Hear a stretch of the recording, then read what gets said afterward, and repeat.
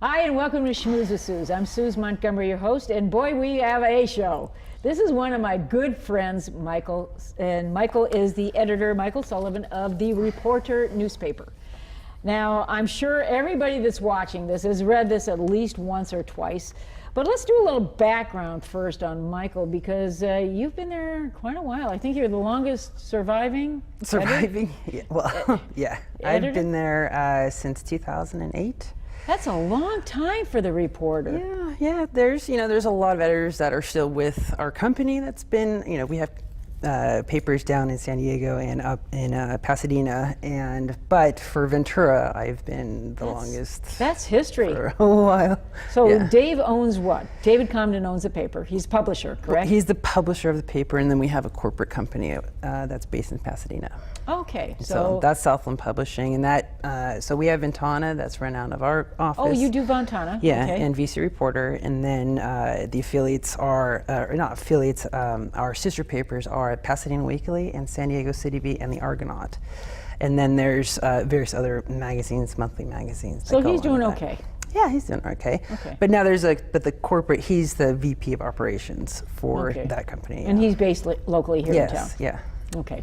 So now that we got that out of the way, let's talk about you. I mean, aren't you a local kid? I was born in CMH. Wow. In 1980, and my son was born in CMH in 2003. So I went to Friends School. I don't know if you're familiar with that. You went to Quaker school? Wow, Michael, there's a little gem of information that nobody knows. Well, there How you was go. that? I was there till third grade, so it kind of went by kind of fast. Okay, so you weren't really indoctrinated in the culture yet. No. But probably a good education. Yeah, it was fair, yeah. I mean, I think the good education for any particular person is probably in college, because you really retain a lot more information, I believe, as far as my perspective is.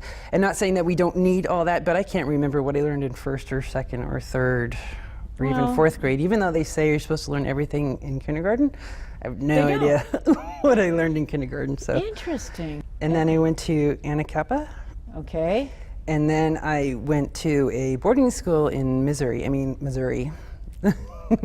So that boarding school in Missouri. That was a Baptist Reformed school. Wow. Baptist boarding school. That is I was a little bit of a rebellious teenager, so that's where I went that to. makes the most interesting people, though. I was rebellious as well. I mean, I think it's rebellion, but also a healthy, degree of questioning. Not necessarily authority, but everything. Right. Yeah. But it makes you a really well-rounded person rather than somebody that's just compartmentalized. Right. Yeah. Rules were never my thing. But then, as an adult, rules are really important for a civilized society. So. Well, that's for society. For society, yes. So but I doesn't understand. necessarily fit all of us. Yeah, I appreciate them. So, but from there, I went off to Oxnard High School, and then I went to another school after that, and to another boarding school in Florida. Ooh. For a couple of years, and that was in the Panhandle. That was another Baptist school. And then I went to one in Baja, Mexico.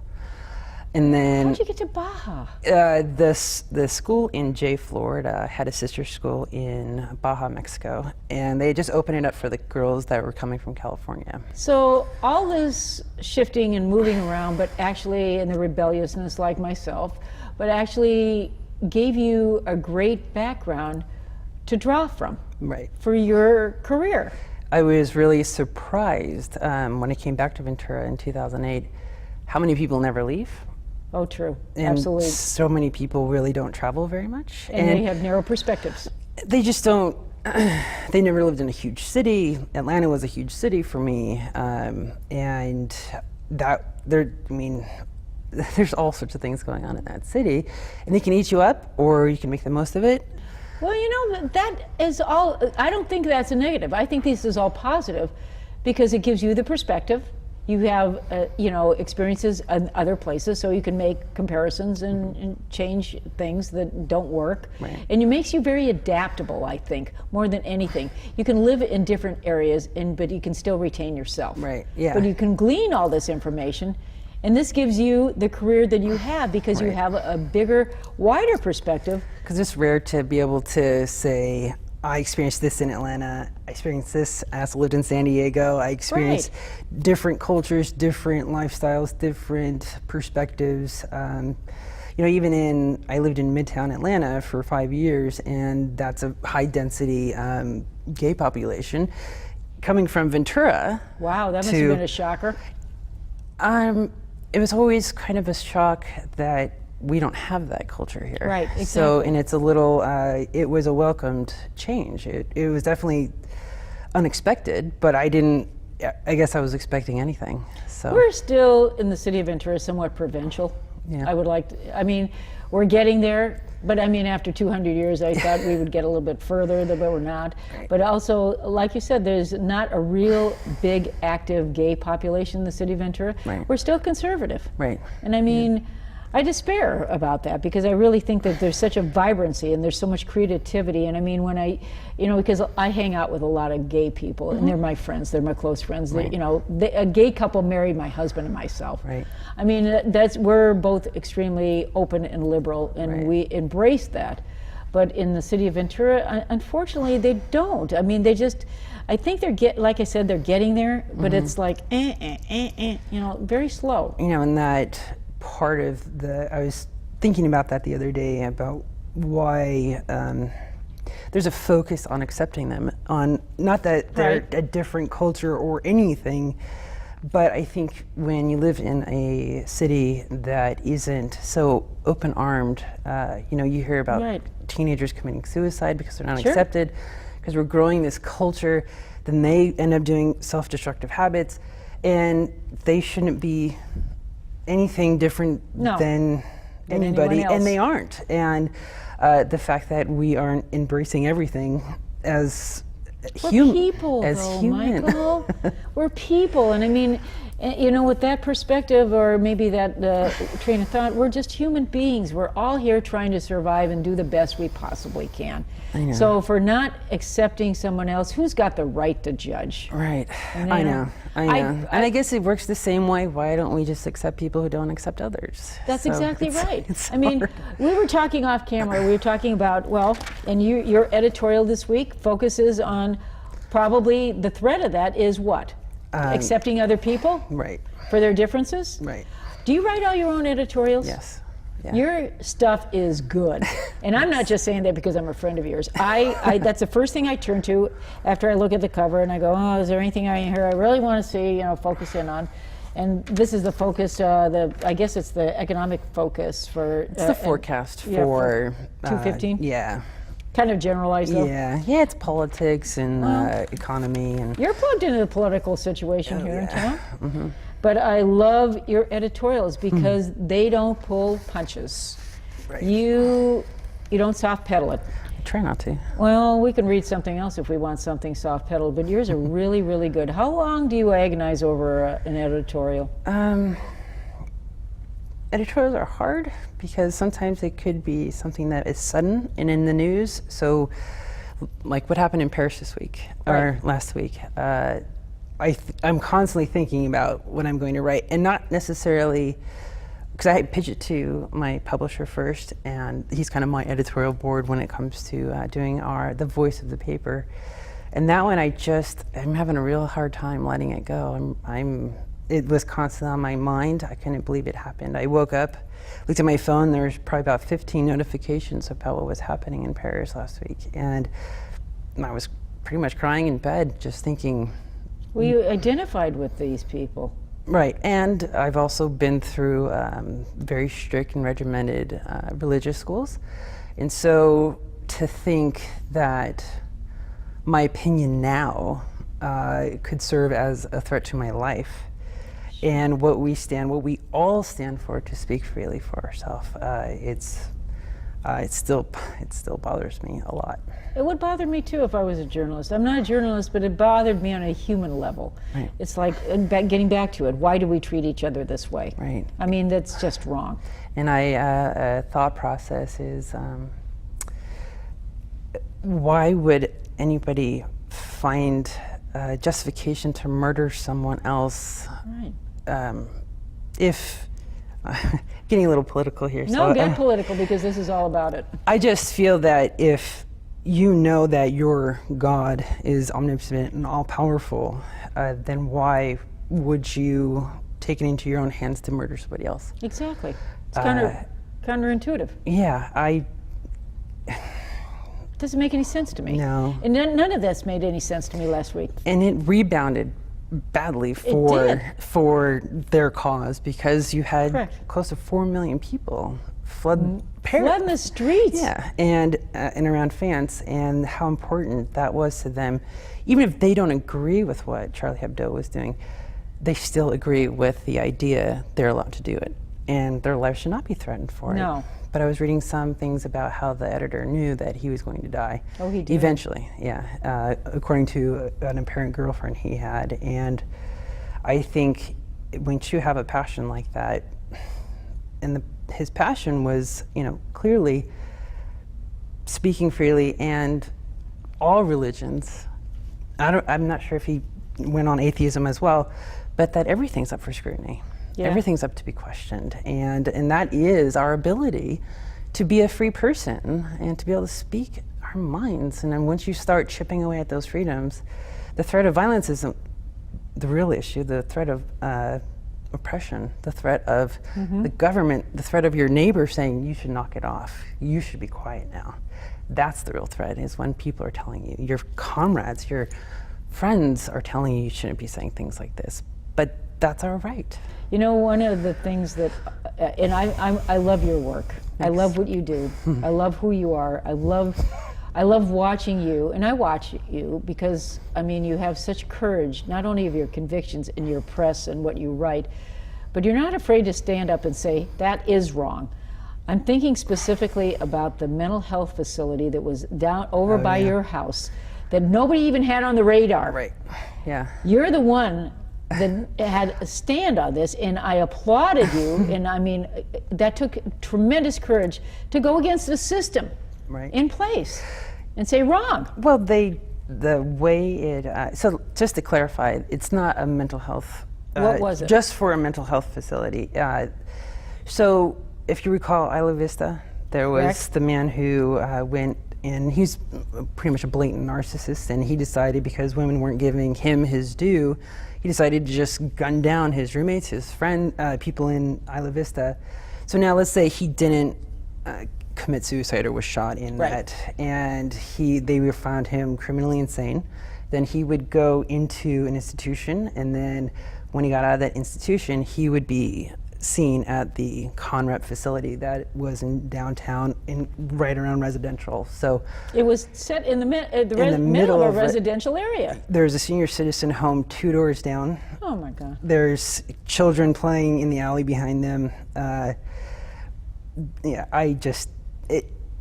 would have been one thing if they said, we're coming, we want to talk to you, we're considering this. But they didn't do that. No, they just went under the radar. It was a pop-up, wasn't it? Pretty much, yeah. So what happened in the Ventura County Behavioral Health couldn't reach a deal with this particular facet of mental health, which is dealing with criminally insane people. So So I guess a Virginia-based, if I recall correctly, Virginia-based company is now overseeing these kind of health services.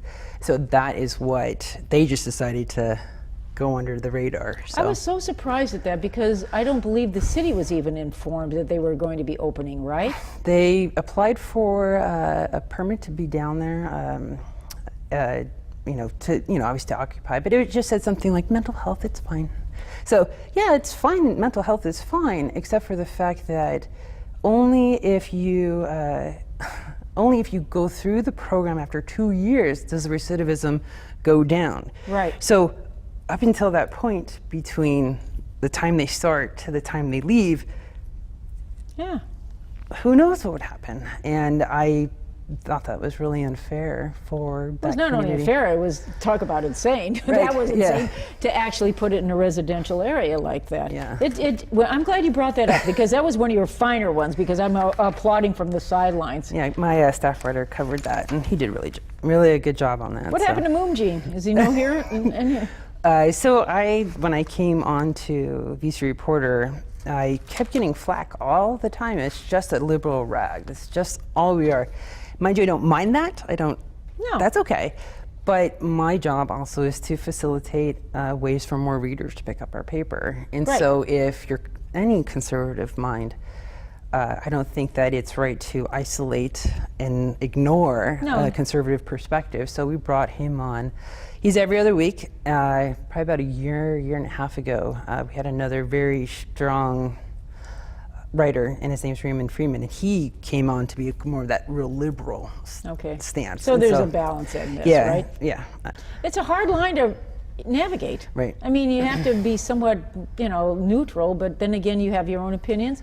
And I'm really grateful for David to allow you to have your own opinion too. Right, yeah. Because that's tremendous faith in you and who you are and what you do. But how do you make decisions on what kind of stories do you actually print or cover, or how do you decide? Is this a group collaborative thing, or? Sometimes. So right now I have about 5 months of features planned. Oh. So sometimes it'll be a freelancer pitching something.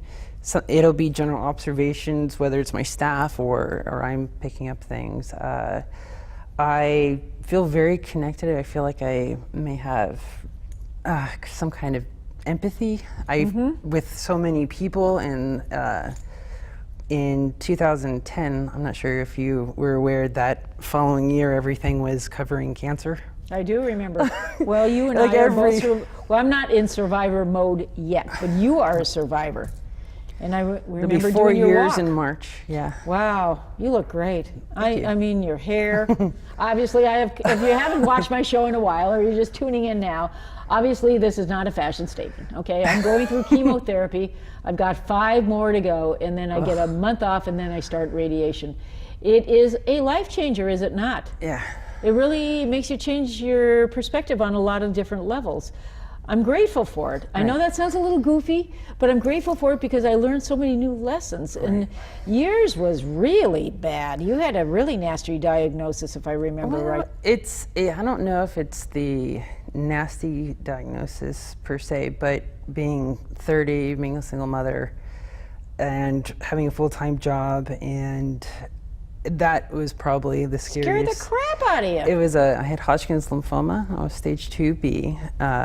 I used to have these night sweats, and I lost like 30 pounds in one summer right before I found out. And I thought, whoa, Atkins really worked well. Ooh, you didn't even put it together, right? No, I had nodules. I didn't realize what was going on, and then so I went on this trip because I love art, and I had heard many interesting but a lot of really great things about Burning Man. And so I went to Burning Man, and that's a whole other interview, I think, in itself. Yeah, that could be fun. We're going to do one of those. But on the way home, so we had some problems getting home with the RV, and anyways, when I finally got home, I had bronchitis, and my doctor, Dr. Nugent, she said to me, well, these nodules could be 3 things. They could be cat scratch fever, and I had a cat for 10 years and never had any issues. And then she said it could be desert fever, and I was just out in the desert. Why not? But I'd had him for months. And then she said, well, you could have cancer. And I thought, What did you do? cried. Just shocking. Oh, because I think that when you're any of those age, anything, any age, it can happen to you. I mean, No, you're in denial.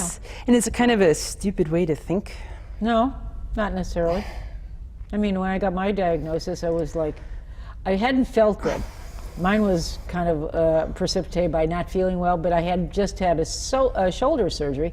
So I thought, okay, it's probably because I'm dragging. And then I go, no, maybe it's because I'm getting older. Yeah, I'm getting older. Or maybe just, I'm slowing down a little. Whatever it was.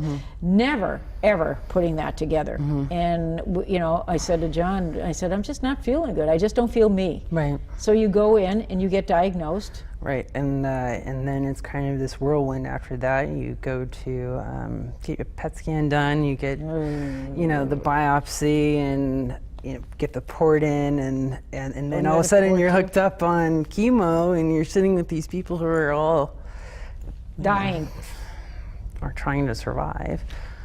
Chemo's really an eye opener.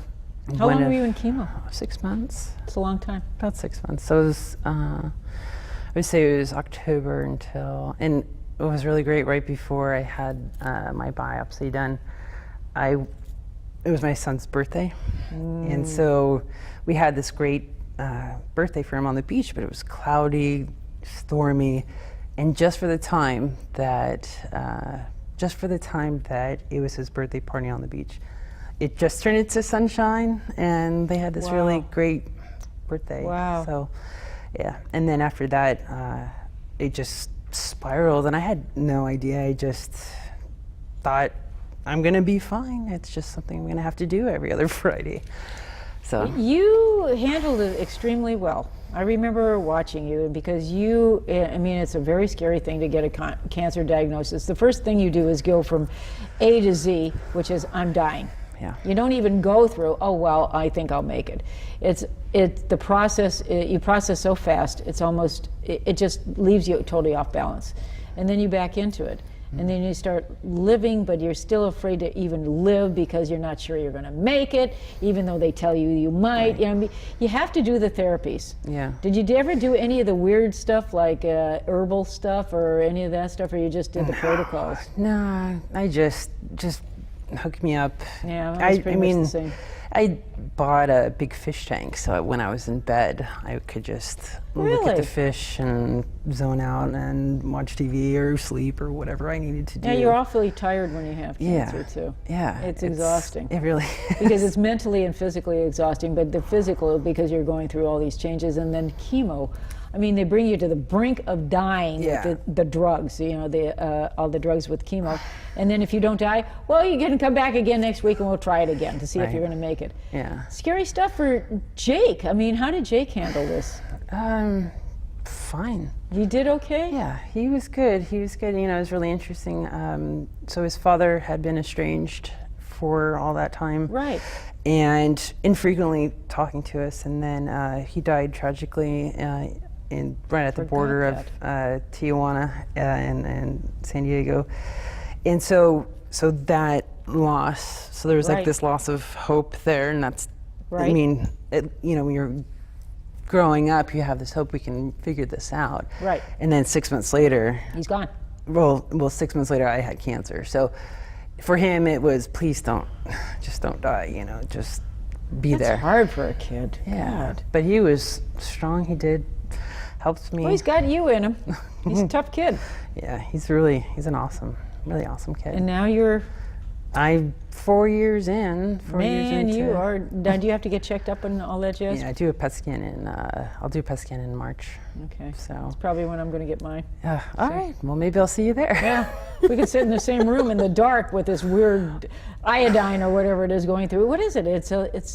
It's some kind of radioactive stuff. Yeah, they said not to do too much. You can't glow. You glow. You can't be near small. You can't touch children people. Or whatever. You can't touch people. You're radioactive. I'm walking out and I'm going, oh, I'm going to go over and see the great grandson tonight. I mentioned to the staff, and the staff's going, oh no, you're not. You can't get. And I go, really? I know nothing about that. Right. It's a different world. It really is. Unless you've been there, it's hard to relate to other people. And cancer survivors are people going through the stages of it. We can talk. But try explaining that to somebody that's never really had any life challenges, because those are life challenges. But I think it's actually worked for you because you're tough, you're smart, you're savvy. Yeah. And Sort of. and you fight back. You did. You're really. It was you're just really, something I really had. good at what you do. We just had to get it done, right? Well, you know, with what you do here, and I'm so glad you're still doing it. By the way, I mean, I think Me too. it's the reporter's taken on your personality. And I think that's a very good thing. I mean, that's one of my news sources that I use and cite. I get a lot of my good political gossip out of yours. I mean, there's always something to talk about in town here, and it covers a lot of issues. And it's not just a fluffy paper about somebody getting a key to the city or whatever it is. You guys really challenge people. Well, that's the hope. And you're not exactly fluffy, and I'm not looking for fluffy. I want real news stories, something I can relate to, something that entertains me, but something that also piques my interest enough to say, I don't necessarily agree with that. Right. And that's important. And that's very important. And that's the whole thing about Paris. That's exactly what it was.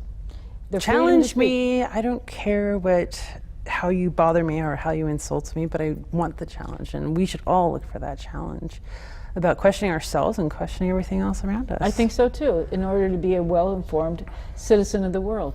I'm really proud you're my friend. I'm really glad you're in my life. I never you're in my life. say that to you very often because I don't see you that often. Well, I know we're both. We're Anytime busy I people. contact you, it's But every time easy. I interface with you, it's easy, it's fun, and I always learn something new. And maybe that's the strength of our relationship too. Yeah. And I love being around you anyway. You're fun. Thanks. Oh, we got to ask one last question before we go off, and we're just about done. How'd you get the name Michael? I knew that was Can coming. you tell me that in 30 seconds? I knew it was coming. 30 seconds? If you look at one of the pictures I brought for On Beauty the- Material, Okay. Michael Leonard The was actress. It was, my mom was Mary Jane, her sister was Margaret Mary. There's all these Marys in her life. Michael Leonard was, it was just the fact that she was able to hold that name at the age my mom was, and she held it well. So that's how I became Michael. Great story. Thanks. Great woman. Exemplifies. Well, we're done, and you know, we've got to get you back here. This is not. This is the first of many. You're going to be coming back because there's lots of more stories I want you to relate. So right. thanks for being here, honey. Okay. And thanks for joining us again, and we'll see you next week.